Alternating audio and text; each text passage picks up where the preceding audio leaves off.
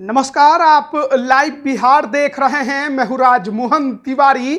देश भर में विपक्षी एकता को लेकर बिहार के मुख्यमंत्री नीतीश कुमार ने जो मुहिम चलाना शुरू किया है, उसके बाद कहीं ना कहीं बीजेपी थोड़ी परेशान दिखाई दे रही है और उसी का ये नतीजा है कि अब बीजेपी के जो बिहार के लीडर हैं वो सीधे सीधे नीतीश कुमार पर तो हमलावर हैं, लेकिन साथ ही साथ जो बिहार में छोटी पार्टियां हैं उनको अपने पाले में करने की भरसक कोशिश करते भी दिखाई दे रहे हैं। और उसी में पिछले दिन हमने ये भी देखा कि हिंदुस्तानी अवाम मोर्चा के संरक्षक पूर्व मुख्यमंत्री जीतन राम मांझी दिल्ली गए थे। उन्होंने अमित शाह से मुलाकात भी की थी, लेकिन सबसे ज़्यादा चर्चा चिराग पासवान को लेकर छिड़ी हुई है, क्योंकि बिहार की राजनीति में अगर छोटी पार्टियों की बात करें तो उसमें चिराग पासवान का नाम सबसे ऊपर आता है। और चिराग पासवान की पार्टी लोजपा रामविलास का अभी किसी से भी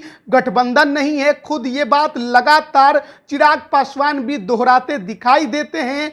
लेकिन बीजेपी क्या करेगी, क्योंकि बीजेपी को बिहार में नीतीश कुमार के साथ छोड़ने के बाद सहयोगी दलों की जरूरत तो है। एक पार्टी रालोजपा यानी पशुपति पारस का जो गुट है वो उनके साथ जरूर है, लेकिन संगठन बहुत ढीला ढाला है, या कहिए कि कोई संगठन जमीन पर उस पार्टी का दिखाई नहीं देता है। और यही कारण है कि बीजेपी अब चाहती है कि चिराग पासवान बीजेपी के साथ गठबंधन को लेकर औपचारिक ऐलान भी करे। और इसके लिए जो बीजेपी के वरिष्ठ नेता हैं वो लगातार चिराग पासवान से मुलाकात भी कर रहे हैं। इसके अलावा अब महागठबंधन से भी जेडीयू चिराग पासवान पर डोरे डालना शुरू कर चुकी है। वरिष्ठ नेता केसी त्यागी ने जैसे खुला ऑफर दिया और कहा कि महागठबंधन में आएंगे तो अच्छी बात रहेगी, उसके बाद बीजेपी को और ज़्यादा चिंता हो गई है कि कहीं चिराग पासवान सच में महागठबंधन में ना चल जाए। ऐसे में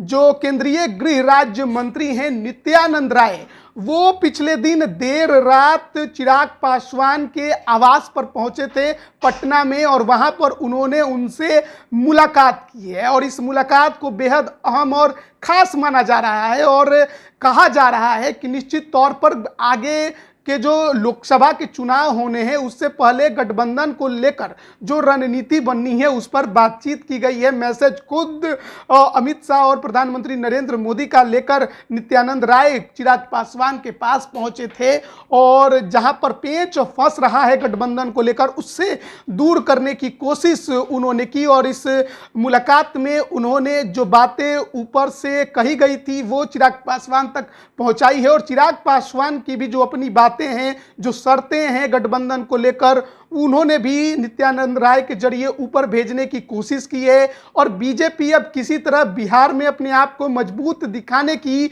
कोशिश करते दिखाई दे रही है। और उसके लिए तमाम जो सहयोगी दल हैं और छोटे छोटे दल हैं उन्हें सहयोगी दल बनाने के लिए वो काम करते नजर आ रही है, क्योंकि नीतीश कुमार को चुनौती देना अब बीजेपी के लिए आसान नहीं नजर आ रहा है। जब से कांग्रेस के जो वरिष्ठ नेता हैं उनसे नीतीश कुमार की मुलाकात हुई है तो कहीं ना कहीं बीजेपी भी अब इस बात को समझ गई है कि 24 की लड़ाई उसके सामने आसान नहीं होगी, और कहीं बिहार में दांव उल्टा ना चल जाए, तमाम पार्टियों को महागठबंधन में शामिल ना करा लिया जाए, उससे पहले अपनी बात जो है वो पूरी तरह से कर लेनी जरूरी है। अब देखना बड़ा दिलचस्प है कि 24 की लड़ाई में चिराग पासवान का फैसला क्या होता है, गठबंधन को लेकर ऐलान कब तक करते हैं और किन शर्तों के आधार पर वो बीजेपी से अपने गठबंधन या समझौते पर बातचीत करते हैं। बने रहिए लाइव बिहार के साथ। आप सभी का बहुत बहुत धन्यवाद। लाइव बिहार